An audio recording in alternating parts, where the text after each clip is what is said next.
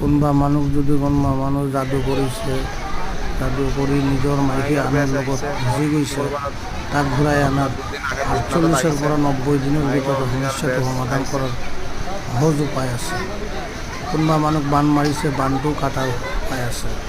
ঘৰে বাহিৰে অশান্তি হ'লে এইটো সহায় কৰাৰ উপায় আছে। মায়েঙৰ তন্ত্ৰ মন্ত্ৰ বশীকৰণ কৰা হয়। কাৰোবা বশীকৰণ কৰিছে, কাৰোবা বশীকৰণ কাটাবলৈ উপায় আছে। মোহিনী বান মাৰা, মোহিনী কৰানো, যে কোনো সমস্যা হ'লে সমাধান কৰাৰ উপায় আছে। কণ্টেক্ট নম্বৰ দিয়া আছে, যোগাযোগ কৰিব পাৰে। মায়েঙৰ তান্ত্ৰিক শ্ৰী ৰাজীৱ চৌধুৰী।